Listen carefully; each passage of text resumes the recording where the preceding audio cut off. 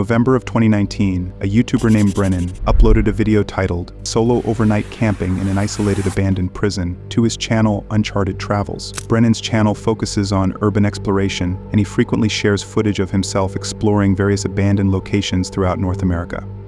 In this particular video, Brennan decided to go on an overnight camping trip to an abandoned prison known as the Camp Bison Prison, located in a remote part of Ontario, Canada. As Brennan began his video, he drove 5 hours north from the nearest civilization and parked his car on a dirt road. Since no roads led to the prison, Brennan then hiked for another 2 hours to reach the abandoned facility. Given that he was in the middle of nowhere and hundreds of miles from civilization, this isolation meant that if anything went wrong, Brennan would be in serious trouble. Nonetheless, Brennan hoped for the best and eventually arrived at the prison. Once inside, Brennan initially explored the building to see if anyone was present and to find a suitable spot to set up his camp for the night. After approximately 15 minutes of exploration, he found no signs that indicated that anyone was inside. Brennan then decided to set up his tent in the first-floor cafeteria. As night began to set in, Brennan ate his dinner and decided to explore the building again. However, just moments later, as Brennan was walking through the hallway, that's when he encountered something truly disturbing. I want to see if I can show you guys or find an area that I didn't see while during the day. This place is so much creepier at night. I think we have to go upstairs either way. So I think we gotta go down the stairs over here. Just listen to the rain.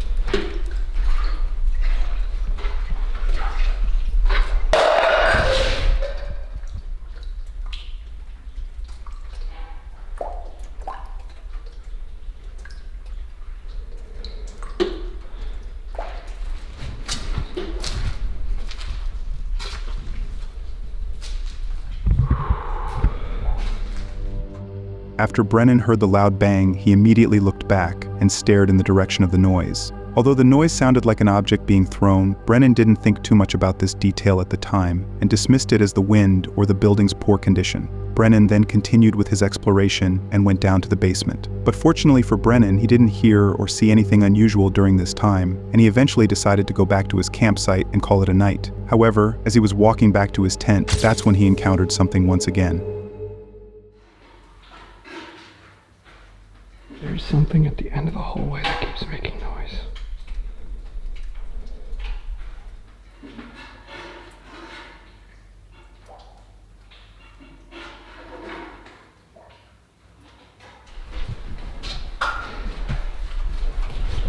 Oh boy.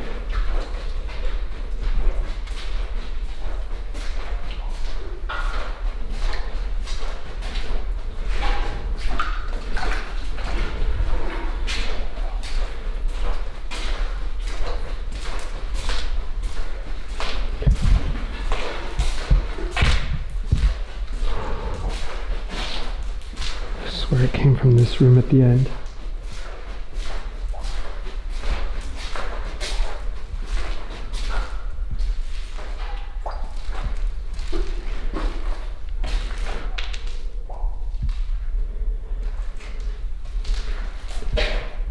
Maybe it's just my imagination.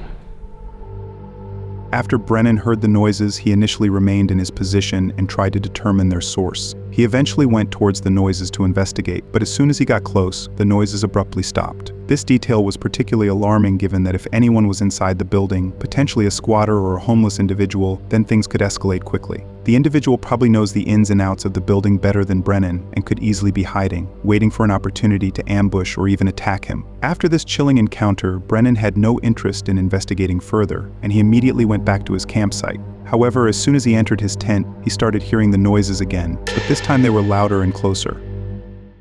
I'm in my tent and I keep hearing something outside. Sounds like it's in the corridor, one of the corridors. Of course now it's... Did you hear that? I hope that mic picked that up. Okay, let me get my shoes on. We're checking this out. It sounded literally just out in this hallway. Okay.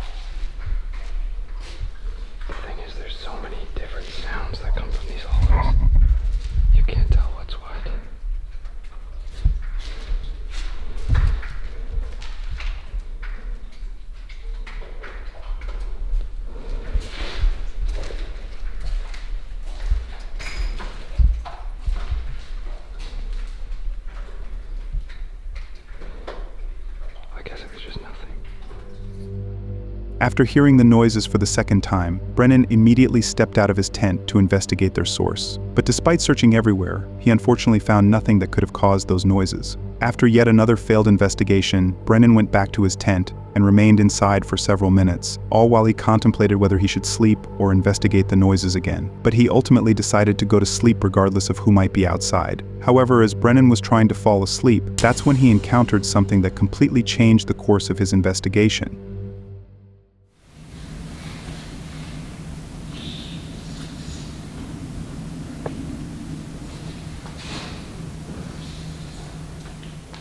I'm finally gonna head to bed. It's about 1:30 in the morning. I'll see you in the morning.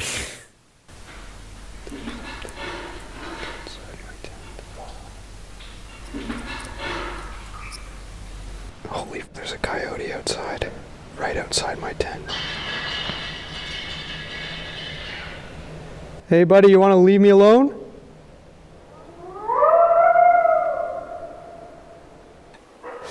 I just wanna go to sleep.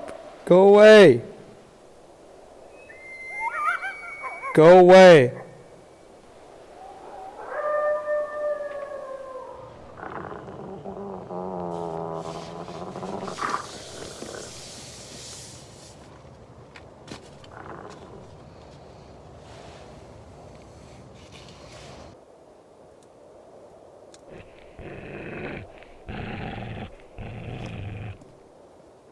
There's something growling at me.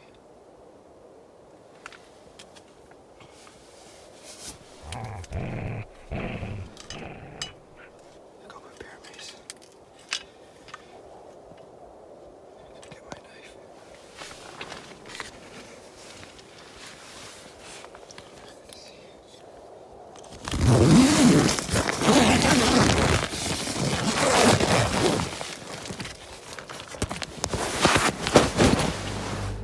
To Brennan's absolute shock, a pack of coyotes began growling and started circling his tent. Disturbingly, at one point the pack even tried to force their way inside. Brennan, terrified for his life, immediately grabbed his knife and began scaring them off. To make matters even more disturbing, given that Brennan was hundreds of miles away from the nearest civilization, he couldn't just leave the building and go back to his car, which was 2 hours away. And even if he tried to run back to his car, the risk of him being chased and attacked by the coyotes was very high. And all Brennan could do now was to remain in his tent and hope the coyotes wouldn't come back. But unfortunately for Brennan, despite initially scaring them off with his knife, the coyotes came back, and every time he got out of his tent to scare them off, they would return and would be even more aggressive towards him. Brennan, by this point, had no other options but to leave the room and somehow navigate his way into a different part of the building without being chased by the coyotes. Brennan, with no other choice remaining, scared the coyotes off and immediately ran up to the roof and barricaded the door behind him. Disturbingly, even from the roof, with the coyotes trapped below, they continued growling and attempted to find and stalk him throughout the night.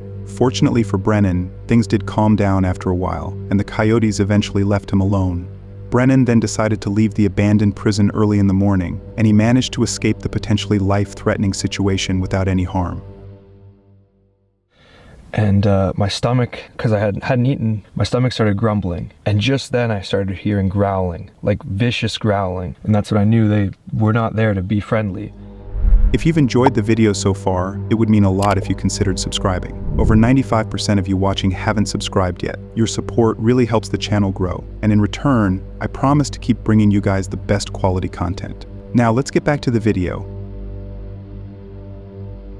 These right here are two YouTubers named Brian and Michael, who in April of 2017 uploaded a video titled "Exploring an Abandoned Mental Hospital" to their channel The Proper People. Their channel primarily focuses on urban exploration, where they document footage of their adventures exploring various abandoned locations around the world. In this particular video, Brian and Michael decided to explore an abandoned mental asylum known as Westboro State Hospital, situated in Westboro, Massachusetts. As the explorers began their video and stepped inside the building, they immediately noticed the building's poor condition, with deteriorating walls and ceilings, along with black mold and asbestos spread throughout the various structures. Fortunately for the explorers, they had come prepared and brought respirators to avoid exposure to these toxic substances. The duo then put on their respirators and began exploring the building. The first few minutes of their exploration revealed nothing unusual, as they only discovered old furniture and medical equipment that had been left behind. The duo, fascinated by everything they found, continued exploring and made their way to the first floor. However, as they were walking through one of the rooms, that's when they stumbled upon something truly disturbing.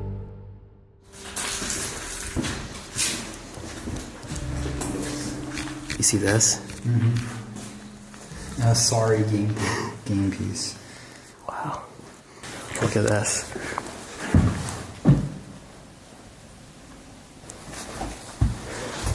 Keep it down. I heard a door squeak. You heard that, right? It's not windy. The wind is completely still.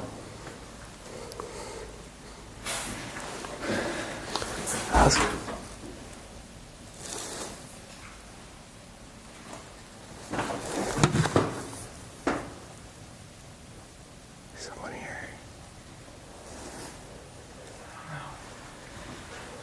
There's no wind though. These are creepy stairs.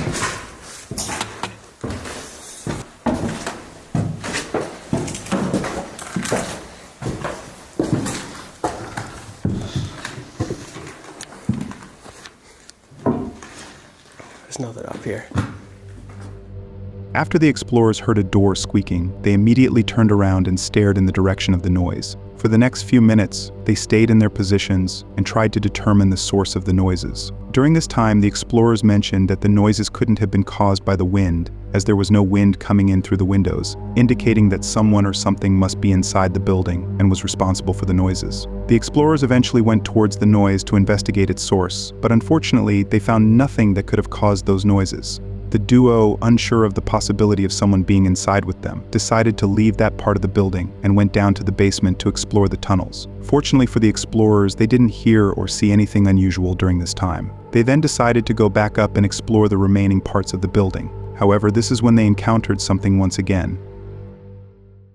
Well, there's our chairs just chilling photo. Go upstairs.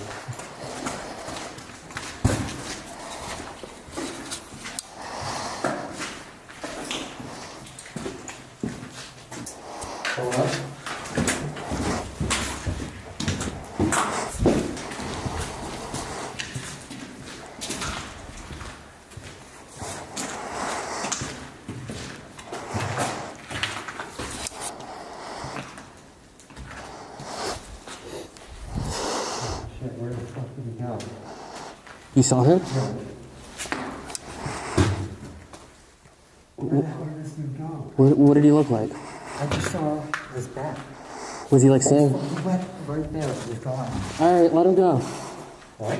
Let him go. We're not following him. He can do whatever he wants. I know it's weird, but let the guy do his thing. It's not. He physically couldn't have disappeared that quick. He's a ghost. Well, if you're listening to us, dude, you're really good at disappearing. After the explorers saw someone walking inside one of the rooms, they immediately called out and ran into the room. But by the time the duo got to the room, the individual had somehow disappeared and had possibly gone into the tunnel. The explorers initially thought about entering the tunnel to find the individual, but they soon changed their minds, given that the individual could easily be carrying a weapon or a firearm, and in theory, could have gone inside the tunnel to lure the explorers to follow him. Realizing the potential danger that they were in, the explorers wisely chose to avoid the tunnel and turned their attention to exploring the upper levels. For the next 20 minutes, the duo kept exploring the building and didn't encounter the individual again. By this point, they had explored most of the building, and the only part that remained was the tunnel where the individual had gone. The explorers then decided to explore the tunnel, as the man had probably left by this point, given that they hadn't heard anything unusual for a while. However, as they were walking through the tunnel, that's when they made a shocking discovery. It's cinder blocked off. Yeah. They closed off winds as it was open. We're gonna have to go through that tunnel that the other guy went through. You're right. This just makes things more difficult. Yeah. Just let us explore it.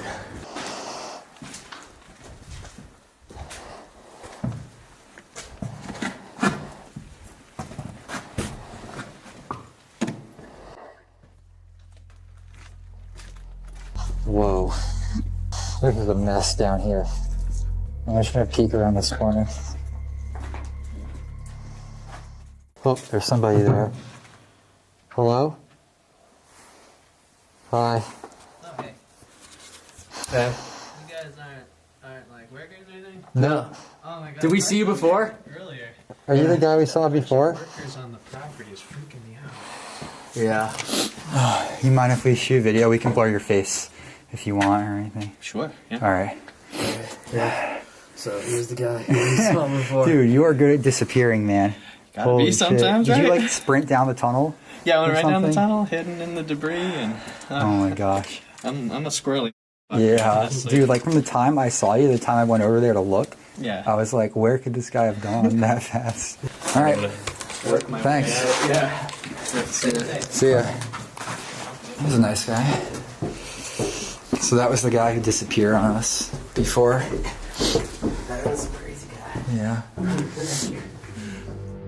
Fortunately for the duo, the individual they encountered inside the tunnel was merely a fellow explorer and wasn't hostile or aggressive towards them.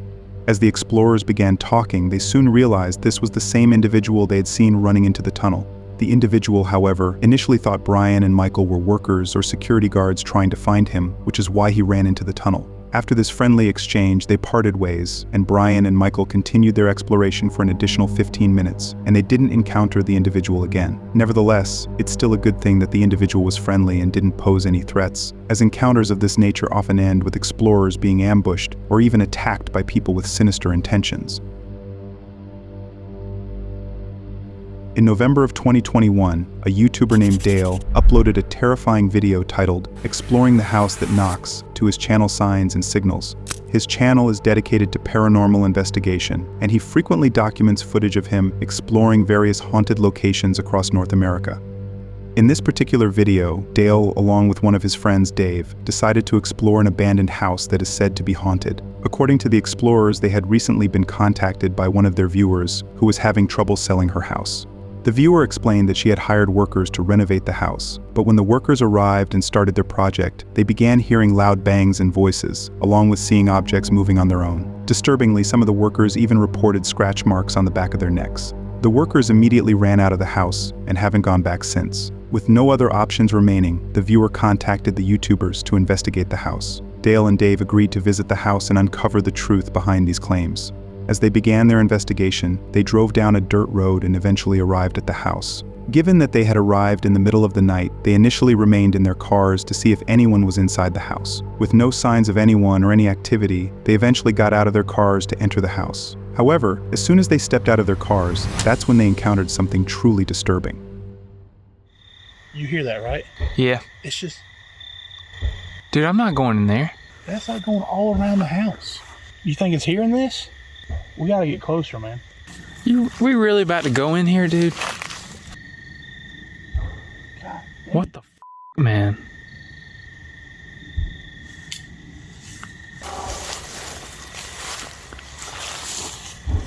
God damn. Dude, come on, man. I don't know, dude. What were we supposed to do? She said this was like the problem that was going on. What, she said there were bangs like this? Yeah, I mean, she said that the cruise was getting run up by bangs and things moving around.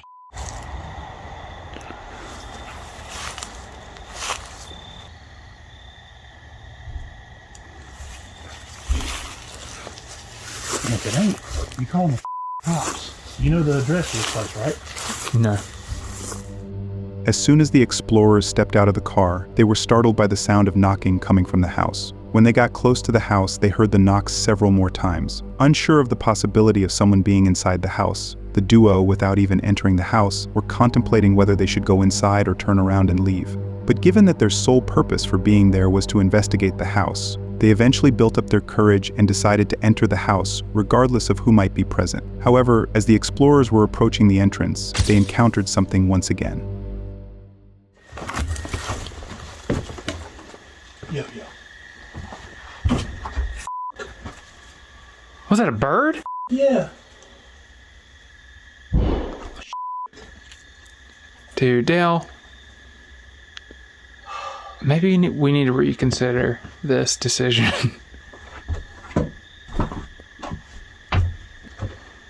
Yo. Anybody in here?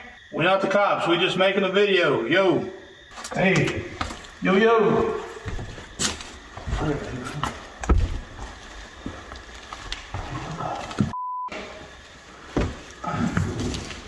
Yo!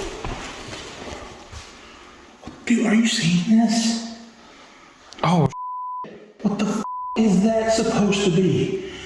We're not trying to mess up your party. Let us know you're gonna pop out on me. hey, I don't know about this one. I don't know. Dude. After the explorers heard the knock, they called out and cautiously entered the house. Once inside, they stumbled upon a box placed in the middle of a circle, which oddly resembled the setup for some type of ritual. The duo, initially suspicious of what the box might contain, eventually left it alone and went to investigate the noises they had heard earlier. For the next few minutes, they moved from one room to another to investigate if anyone was inside. But despite searching everywhere, they unfortunately found nothing that could have caused those noises. The explorers then returned to the room where the box was, and out of pure curiosity, they decided to open it. However, as they were trying to open the box, that's when they encountered something that sent them running out of the building. I don't really know if we should mess with that or not. I'm like, That woman didn't say anything about some like this. what is that? Like, I want to know what's in there. It's pretty much stuck on there. Like it's the candle has it sealed completely.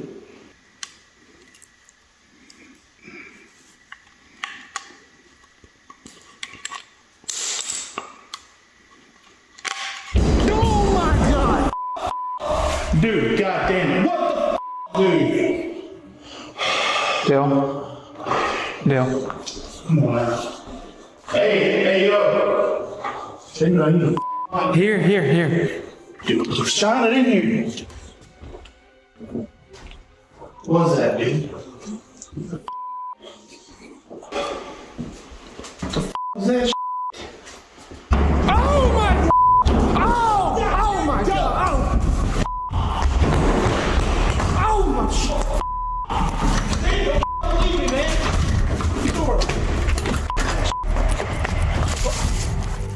As soon as the explorers heard the loud bang, they immediately ran from the room, and as they were running, the door in front of them mysteriously slammed shut. But the explorers were completely unaware of this detail at the time, as they were still startled by the loud bang. It wasn't until they went back home and reviewed the footage that they noticed the door closing on its own. The source of the noises and the door's slamming remains a mystery, along with whether the box was somehow connected to these events, especially since the loud bangs and the door's movement occurred just after they interacted with the box. Consequently, it is up to you to decide if what Dale and Dave encountered that night was truly paranormal or simply a squatter or a homeless individual messing around with them.